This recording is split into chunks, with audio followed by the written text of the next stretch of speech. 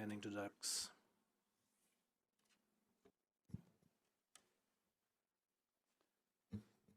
Thank you, Christian.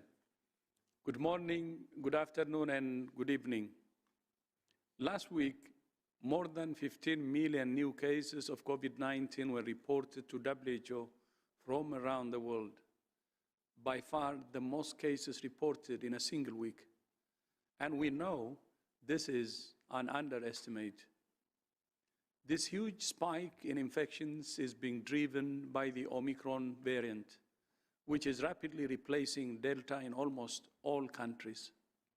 However, the number of weekly reported deaths has remained stable since October last year, at an average of 48,000 deaths a week. While the number of patients being hospitalized is increasing in most countries, it's not at the level seen in previous waves. This is possibly due to the reduced severity of Omicron, as well as widespread immunity from vaccination or previous infection. But let's be clear, while Omicron causes less severe disease than Delta, it remains a dangerous virus, particularly for those who are unvaccinated.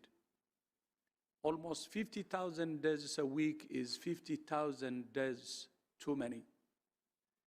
Learning to live with this virus does not mean we can or should accept this number of deaths. We must not allow this virus a free ride or wave the white flag, especially when so many people around the world remain unvaccinated. In Africa, more than 85% of people are yet to receive a single dose of vaccine. We cannot end the acute phase of the pandemic unless we close this gap. We're making progress. In December, COVAX shipped more than double the number of doses it shipped in November, and in the coming days, we expect COVAX to ship its 1 billionth vaccine dose. Some of the supply constraints we faced last year are now starting to ease, but we still have a long way to go to reach our target of vaccinating 70% of the population of every country by the middle of this year. 90 countries have still not reached the 40% target, and 36 of those countries have vaccinated less than 10% of their populations.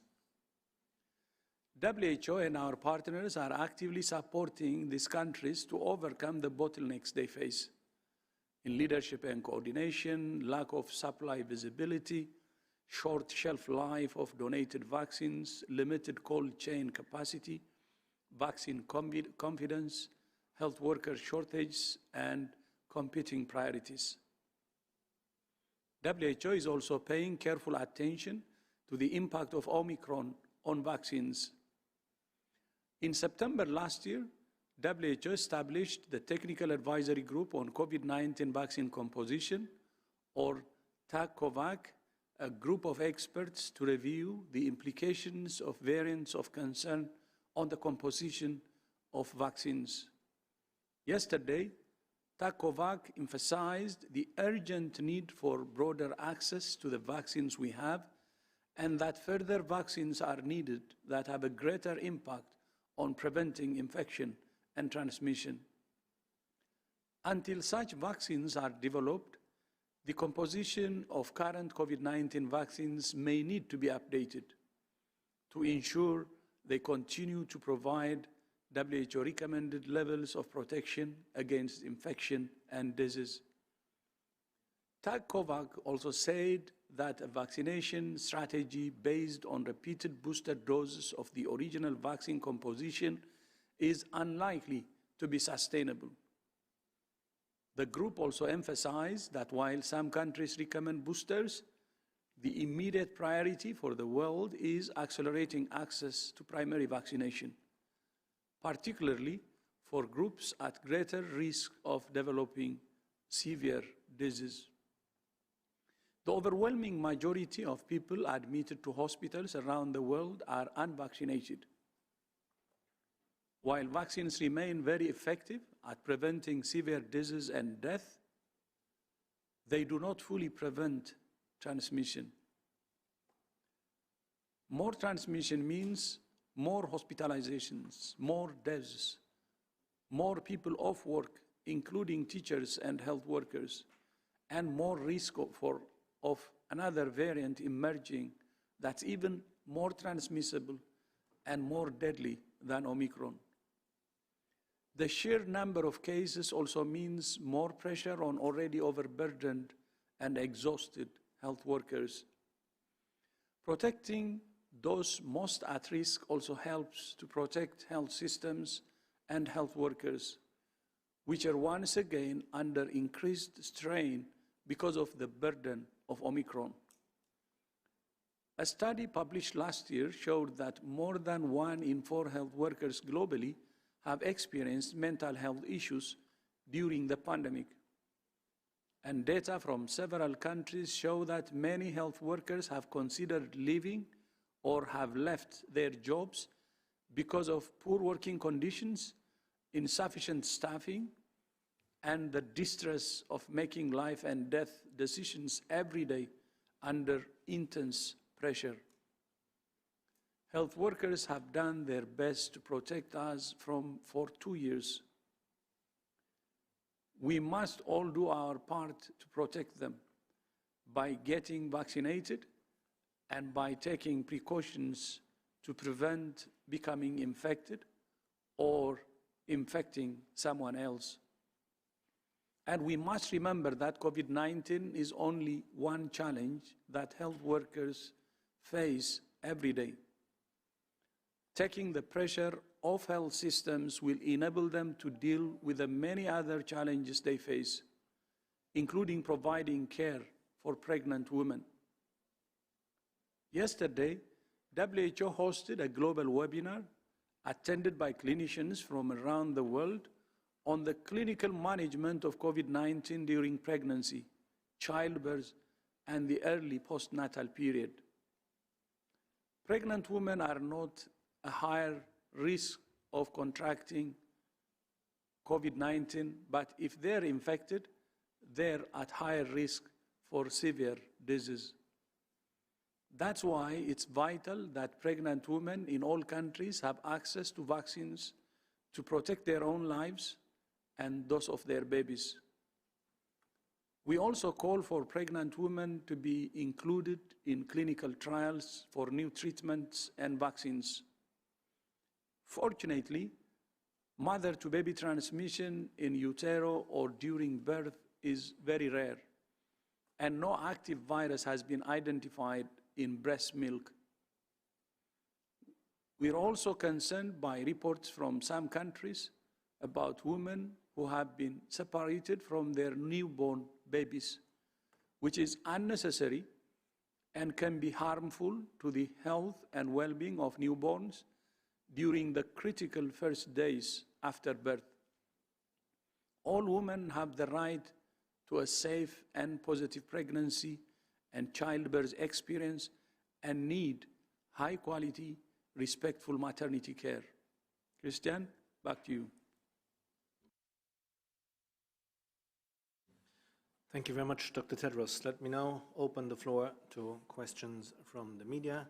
The first on my list is Jason Bouvier from NPR. Jason, please unmute yourself. Yeah, thanks a lot for taking my question.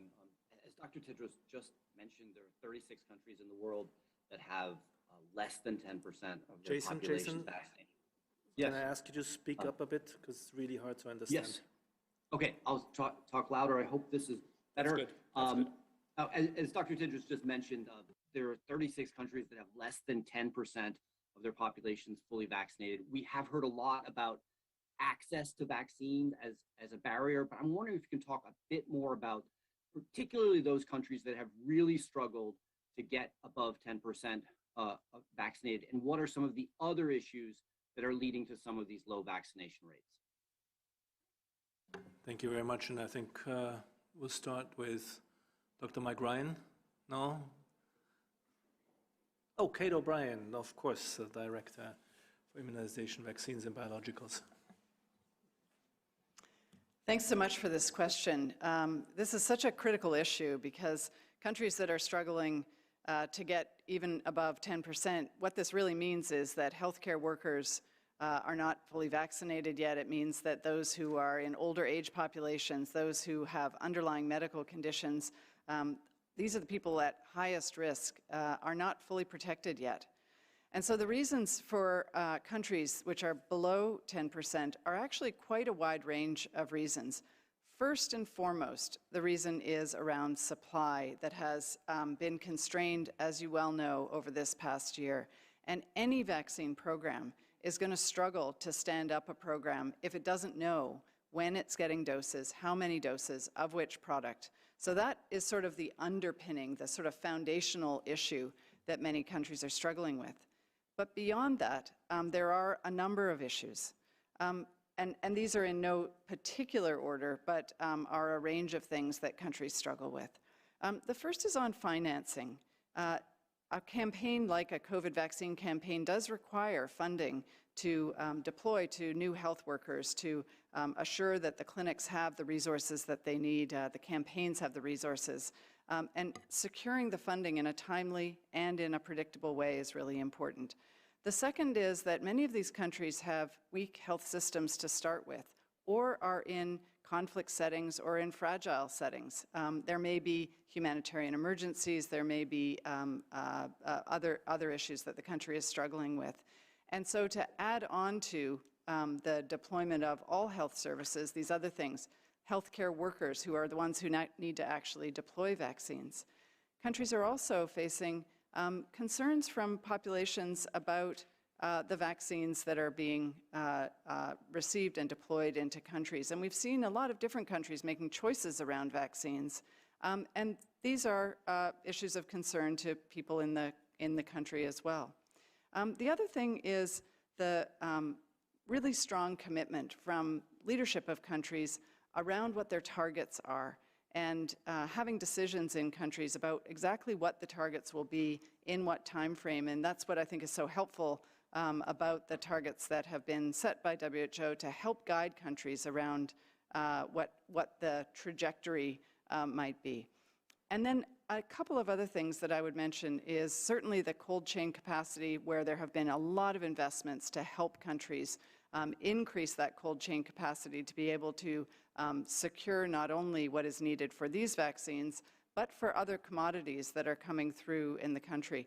So these are a range of issues that there's no one specific problem that is across all of the countries. It really is a country-by-country tailoring of understanding exactly what the country needs to be able to help the country accelerate vaccination. And we have seen that acceleration, especially when supply is secured and is in a predictable way. Many of the other pieces fall into place. Thank you very much. And Dr. Bruce Aylward, please.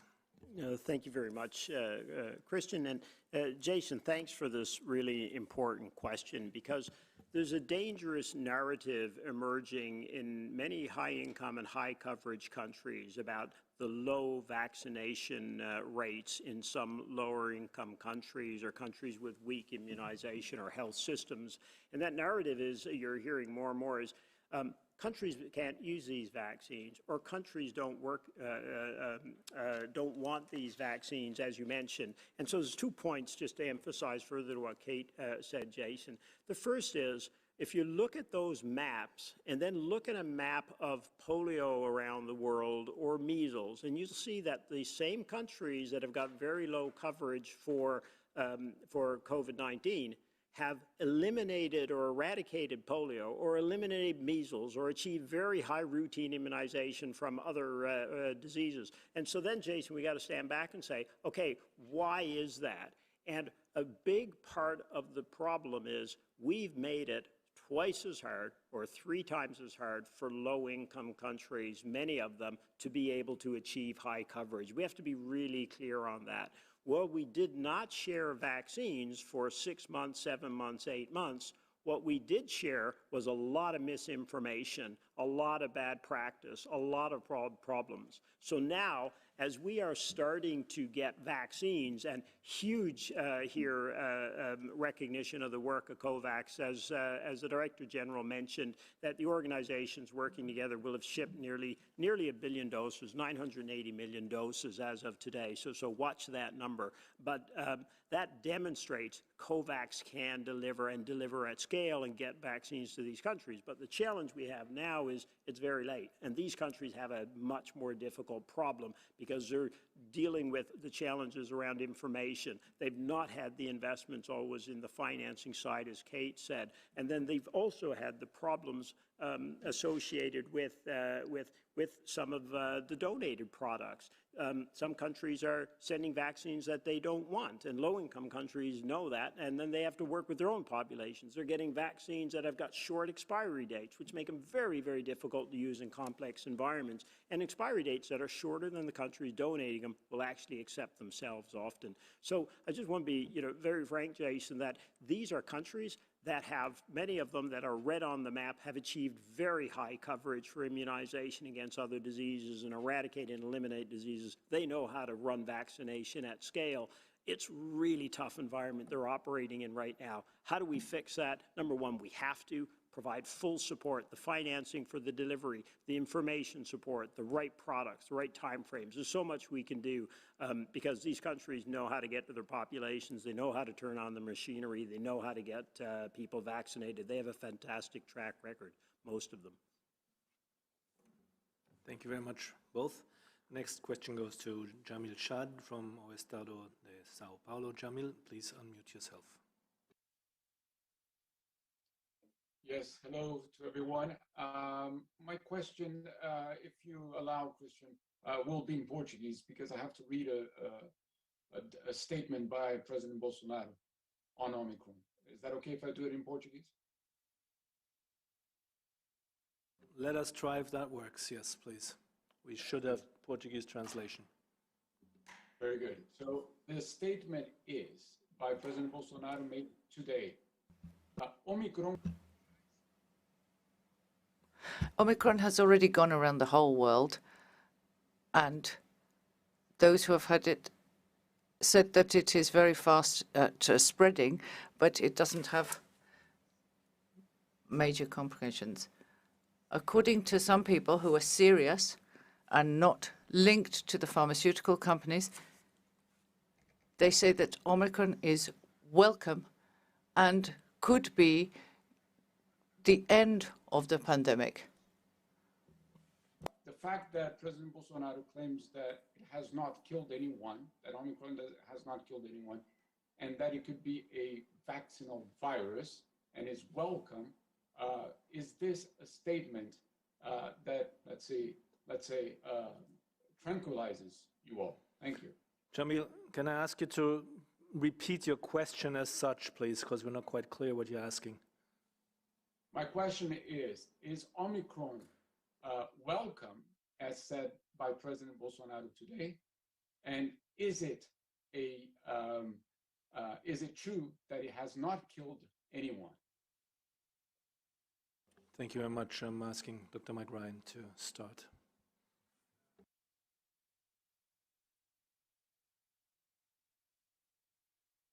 Sorry, thank you. No, I'm not aware of any such statements, but I think the Director General was clear in his remarks that while Omicron may be less severe as an individual virus infection in an individual, that this does not mean this is a mild disease. And there are many, many people around the world as we speak in hospital, in ICUs, on ventilators, gasping for their breath, on oxygen, who would obviously be very clear that this is not a mild disease. It is a vaccine preventable disease. It is a disease that can be prevented by taking, to a great extent, by taking strong personal precautions to avoid infection, getting vaccinated, and there are things we can do about it. And I think it's very, very important that we remember that it's still in our hands. Maria says this a lot, the Director General says this a lot. There's much we can do, and this is not the time to give up. This is not the time to give in. This is not the time to declare that this is a welcome virus. No virus is welcome that kills people, and especially when that's, to a great extent, that mortality and that suffering is preventable through the appropriate use of vaccinations. So I'm not aware of the specific comments made by any individual on this, but I will point you to the comments made by the Director General in his speech. Thank you very much, Dr. Ryan. We'll move to the next, and that's Bayram Altuk from Anadolu News Agency. Bayram, please unmute yourself. Thank you, Christian, for taking my question. Hans Kluge, the WHO's Europe director, said yesterday that more than 50% of Europe's population will be infected with the Omicron variant in the next 6-8 weeks. So does this scenario apply to the whole world? In other words, do you expect, as WHO Geneva headquarters, that more than half of the world's population will be infected with Omicron variant in the next 2 months if the current trends and rates continue? If your answer is yes, are we able to see light at the end of the tunnel, or is there a realistic hope that the pandemic will end soon because of mass immunity issue? Thank you. Thank you very much, Bayram. Let's start with Dr. Maria van Kerkhove. Yes, thank you. So you're referring to comments made by our RD Euro director on a model that was looking at future scenarios of COVID-19, in particular the Omicron variant and circulation of the Omicron variant. What we definitely see with this variant is that it transmits incredibly efficiently between people. And you've seen that in the epidemic curve that we published last night online. And the Director General comment today, more than 15 million cases reported in a 7-day period. We had to change the scale of the epidemic curve that we published last night because it's such an astounding number. And certainly, if we allow this virus to continue to spread as it is, we will see higher numbers of cases in the coming weeks. I think the point of us sitting up here and speaking every day and doing these press conferences, issuing guidance, issuing strategies, is that we have tools at hand that can prevent something that's predicted in a model from actually happening. We said this in the beginning of this pandemic. There were a lot of models that came out that gave very scary predictions about what would happen if we didn't act, if we didn't take this as seriously as it needed to be taken. We're in that situation again. There is no inevitability about this virus and how it circulates.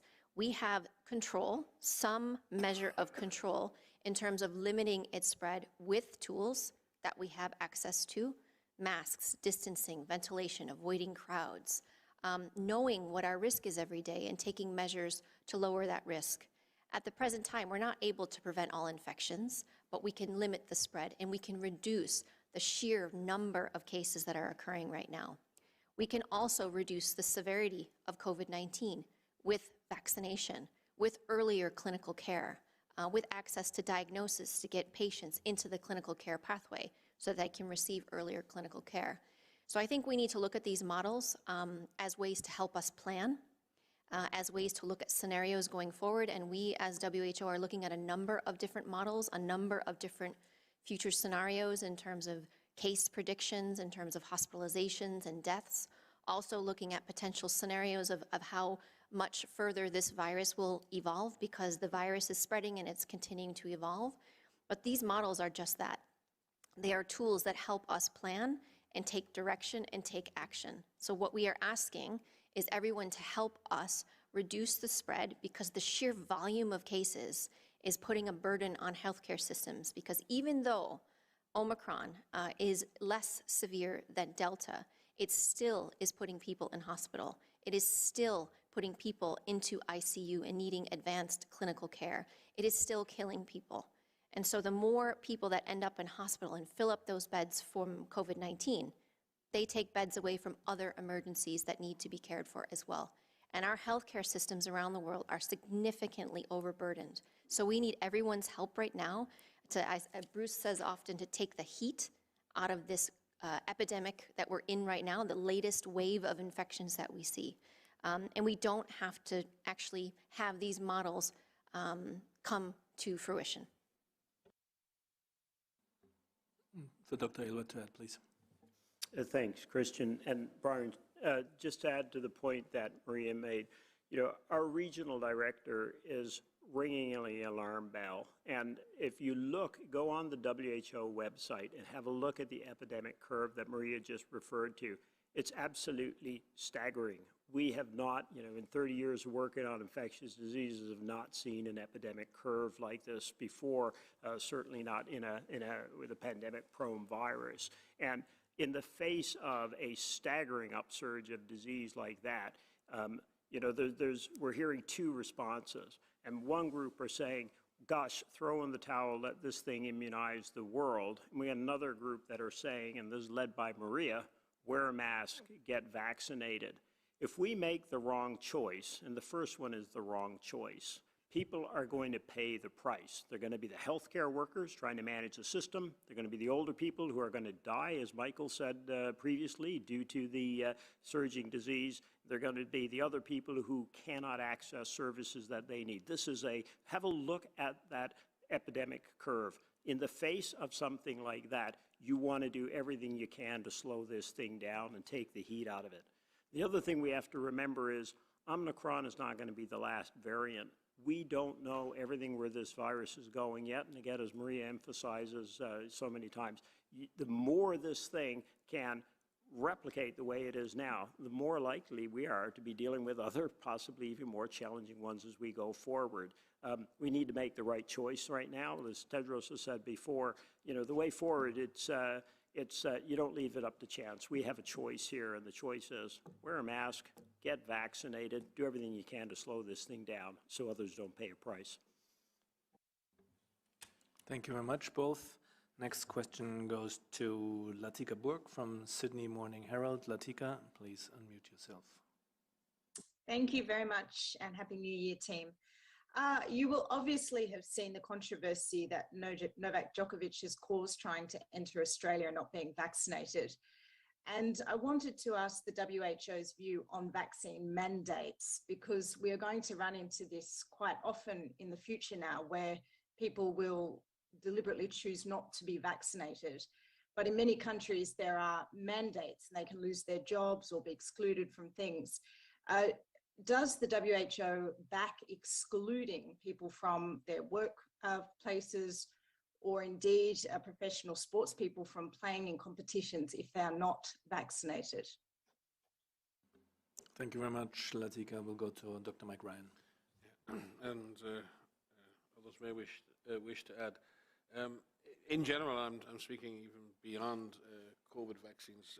WHO always asks governments to be cautious around the issue of mandatory vaccination, because in most situations, many people who are hesitant about taking vaccines have genuine questions that need to be answered. There's information they need to make a good decision.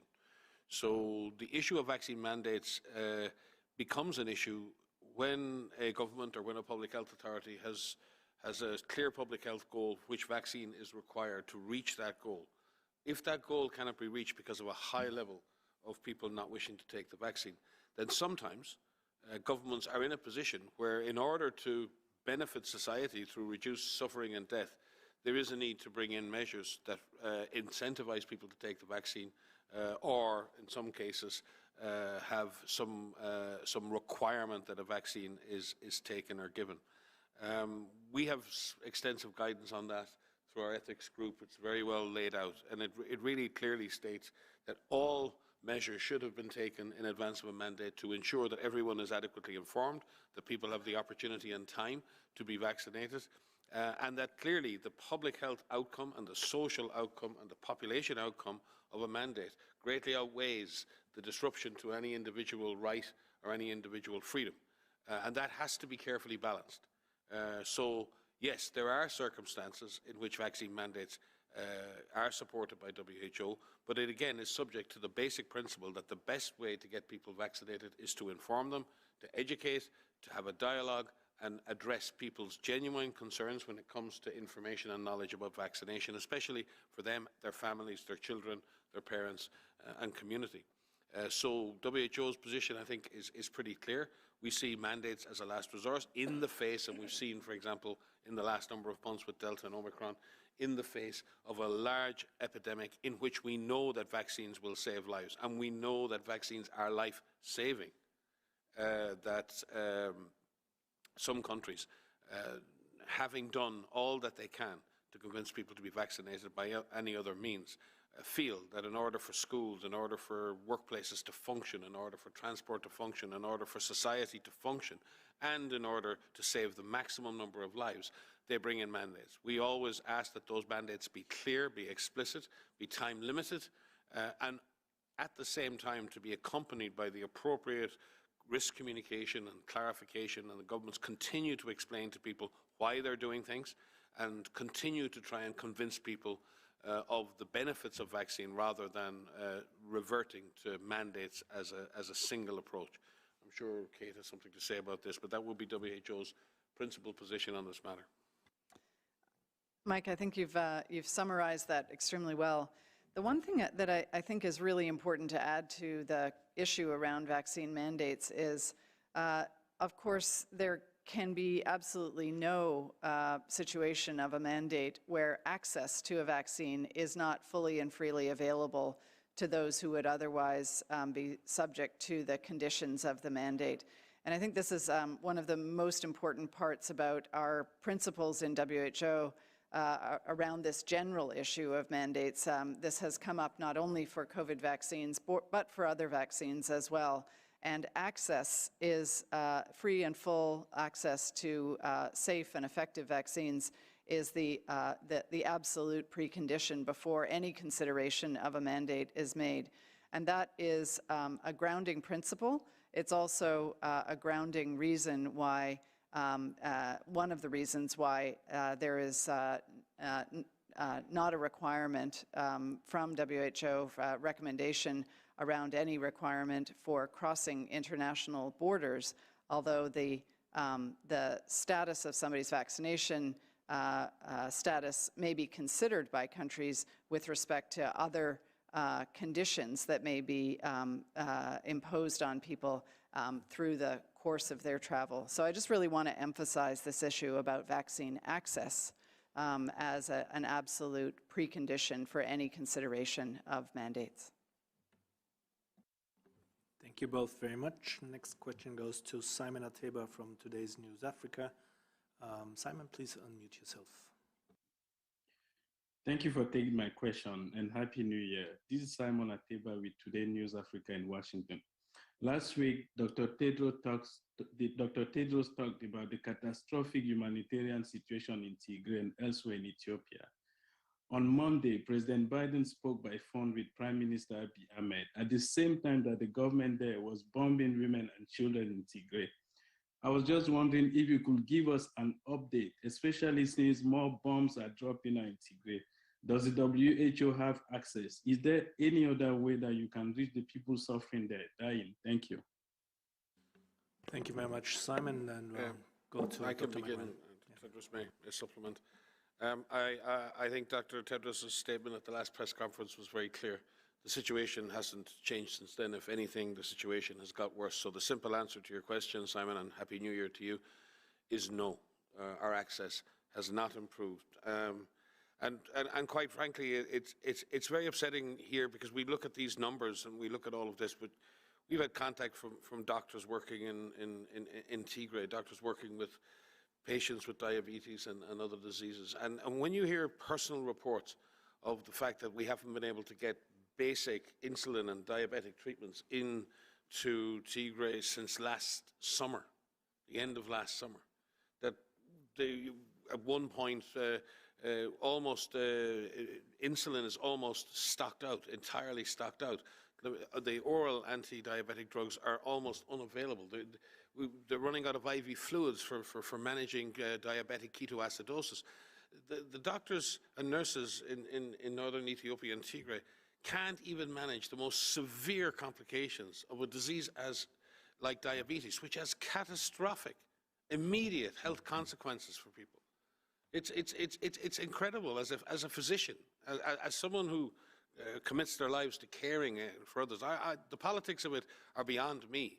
The issue is that there are people, real, people living in a situation, whatever the cause of that situation, who have no access to the very basic life-saving interventions that we in the West, that we sitting here in Geneva would expect immediately, instantly, if we were to fall ill or sick. And from my perspective, this is an insult to our humanity, to allow a situation like this to continue, to allow no access, zero access. Dr. Tedros said in his speech at the last press conference that access is the lifeblood, the starting point for humanitarian intervention. And we simply do not have that access. Access for our staff, access to the field, getting basic medical supplies in there. So it's truly important that all parties involved in this find a solution to allow humanitarian workers, doctors and nurses, to do their job, which is to treat patients and save lives. And simply, again, Simon, to be very clear, no, the situation is not getting any better since Dr. Tedros spoke before. It's getting worse.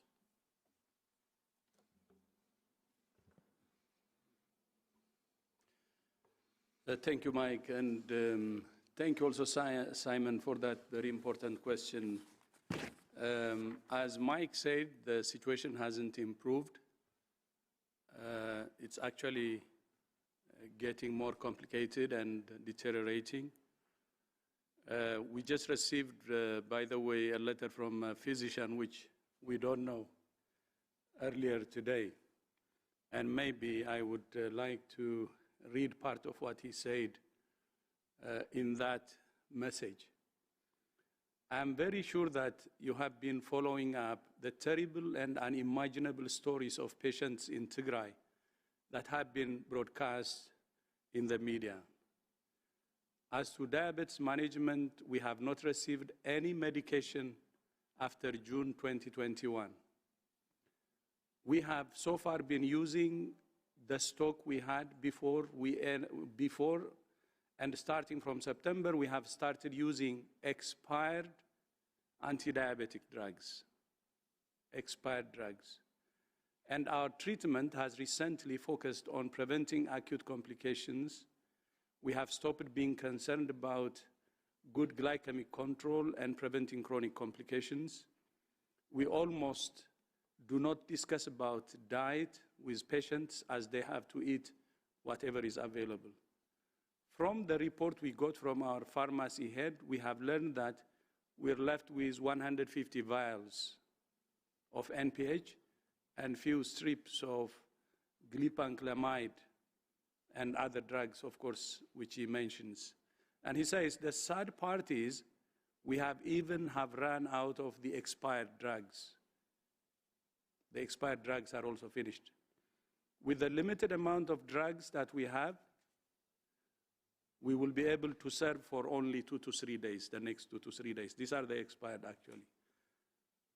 And to make things worse, we have run out of IV fluid, so we're treating even moderate and severe DKA with free water. No IV fluid, so free water. Anyway, it goes on and on and on. I think I don't want to take your time reading all the message, but you can see from this physician how desperate the situation is. Imagine, because you don't have IV fluid and you're using tap water. I have said it before, Tigray, the region, which is Tigray regional state in Ethiopia, with a population of 7 million people. Its population is, by the way, almost equivalent to Norway and Estonia combined. And this region has been under siege for more than a year. Imagine a complete blockade of 7 million people for more than a year, and there is no food, there is no medication, no medicine, no electricity, no telecom, No media, nobody can report. And when there is no telephone, I think accessing families is difficult. No cash, no bank service. And imagine the impact of all this on health. Lack of medicine has direct impact and people are dying. But lack of food also kills. And on top of that, daily drone attacks is killing people. I think 3 days ago, more than 50 were killed, civilians, including children. And yesterday, more than 17 were killed. This is a daily event. And people are living under constant fear. And you can imagine how that impacts also the health of people, mental health. And when drugs are not available, having all these wounded civilians, you can imagine where they can get the support or treatment they can. From our side, we have been trying, from WHO side, trying to have access to send drugs to Tigray and the other affected areas by the conflict, Afar and Amhara regions. We were permitted to send medicines to Afar region and Amhara region, while we were not allowed to send to Tigray region. We have approached the Prime Minister's office, we have approached the Foreign Ministry, we have approached all relevant sectors, but no permission. So there is a blatant measure which has been taken, that's blockade and siege for more than a year, 7 million people, and since especially July, no medication was allowed from WHO, none whatsoever. One thing we know is measles vaccines from UNICEF a few weeks ago, but I don't think measles vaccines would do anything. That's why I said last week in our presser, this has to stop. Humanitarian access, even in conflict, is the basis, the basics. Even in Syria, we have access, even during the worst of conflicts in Syria. In Yemen, the same, we have access. We deliver medicines. Here, it's a complete blockade, especially since mid-July, nothing. This is 6 months without medical support, without food, without all the rest of the things I have said. It's impossible.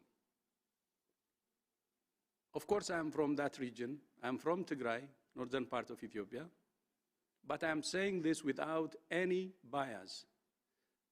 What I'm saying is the truth. What I'm saying is what's happening. What I'm saying is the situation is serious. Nowhere in the world you would find a crisis like what you see in the northern part of Ethiopia, especially in Tigray. None. No, nowhere in the world are we witnessing hell like in Tigray. And the international community has to do everything. The basics is to have unfettered access, whether it's food or medicine. Humanitarian access should be allowed at all times, even during conflict. Even conflict cannot be an excuse, because we're delivering medicine in conflict areas while the conflict is raging. So that place cannot be different. And then the other part, of course, this thing should be resolved politically, peacefully. If there is a commitment to resolve it peacefully, there is a way. There is a way to resolve it peacefully and politically. And we know that just respecting the constitutional order, the Constitution, would bring this problem into a peaceful conclusion. And the most courageous choose peace. So ultimately, it's a political solution or peace, which is the answer. But as I speak now, we're deeply concerned from WHO side. We have tried all our best, but we're blocked from sending medicines to Tigray, Ethiopia. And that's so dreadful and unimaginable during this time, 21st century, when a government is denying its own people for more than a year food and medicine and the rest to survive. I thank you, and Christian, back to you. Thank you very much, Dr. Tedros. With this, we come to the next question. That goes to Stéphane Boussard from Le Temps. Stéphane, please unmute yourself. Yes, hello everybody. Thank you for taking my question. You've been talking about the situation which is not any better in terms of vaccine access, about the staggering infection rate.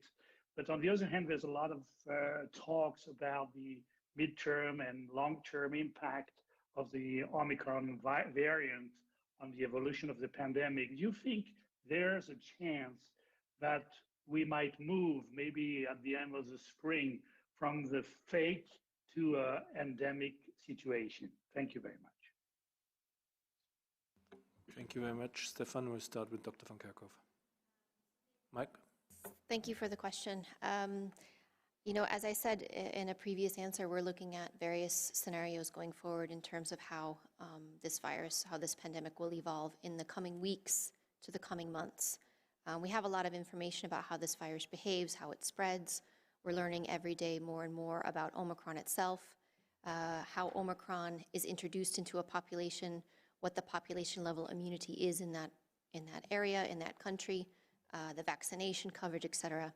And we're seeing Omicron outcompete Delta in many populations where Omicron is becoming more prominent compared to Delta.